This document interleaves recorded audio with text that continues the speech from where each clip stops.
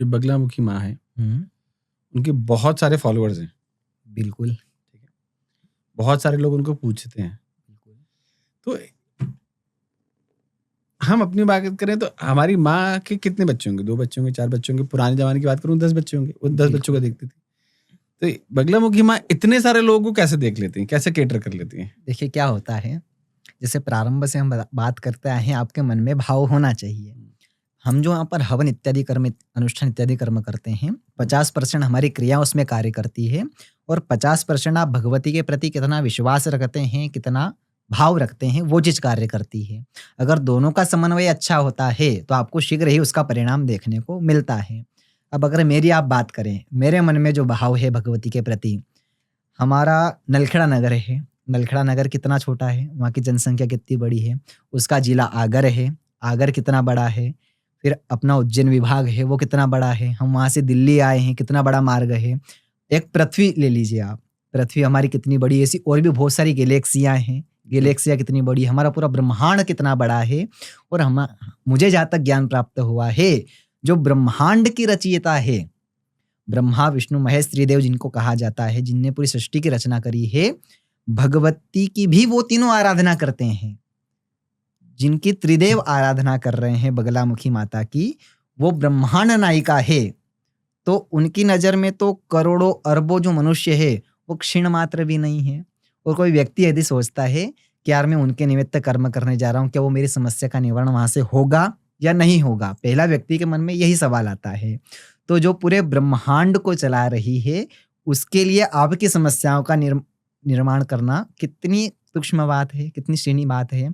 बस ये है कि आप मन से अगर एक बार उनसे जुड़ गए, एक भाव आपने रख लिया कि मैं इनके दर पर आया हूँ, मुझे यहाँ से खाली हाथ नहीं जाना है। भगवती को मेरा कार्य पूर्ण करना ही होगा, तो आपको शीघ्र ही उसका अच्छा परिणाम देखने को मिलेगा। और यही एक ऐसा मंत्र है, जिसे आप दुनिया में प्रगत मान सकते हैं। एक गुरु, सिद्ध गुरु, चाहे कोई देवी हो या देवता हो, मुझे एक के निमित्त कर्म करना है और ऐसा कर्म करना है कि उनकी नज़र में जैसे ही वो पट खोले, सबसे पहले मेरा नंबर आना चाहिए कि पहला ये मेरा भक्त है, जो मुझे छोड़ ही नहीं रहा है। और आराधना का सबसे बड़ा क्रिया क्या होती है? जब आप किसी भी फ़ील्ड में आराधना कर्म करना या हवन अनुष्ठान कर्म करना प्रारंभ करते हैं, तो जो आपके जीवन क्षेत्र में समस्याएँ आने वाली होती हैं, वो समस्याएँ वहाँ से समाप्त होकर पहले वो समस्या आ जाती है। अगर आपके 10 दिन अच्छे जाने वाले थे, 11वें दिन वो समस्या आने वाली थी, तो आपकी समस्या पहले दिन आ जाती है। क्योंकि भगवती भी आपकी परीक्षा लेती है। ये मेरे दर पर आया है, मेरा विश्वास करने के लिए आया है, तो कब तक मेरे ऊपर सदृढ़ रहता है? कितना विश्वास ये मेरे प्रति रखता है?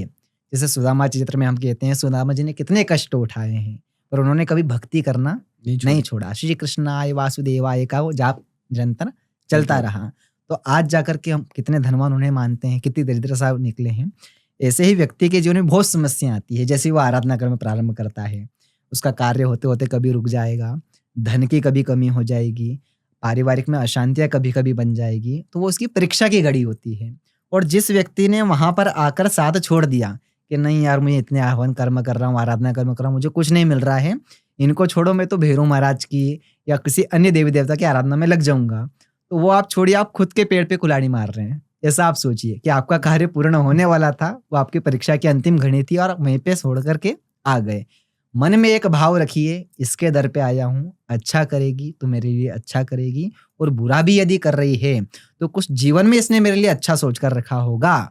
इस कारण मेरे जीवन में ये दिन आया है और आगे और अच्छे दिन आएँगे। ऐसा भाव करते हुए उनकी आप आराधना करते रहिए, आपका ज़रूर ही जो मन में भाव है वो पूर्ण होगा।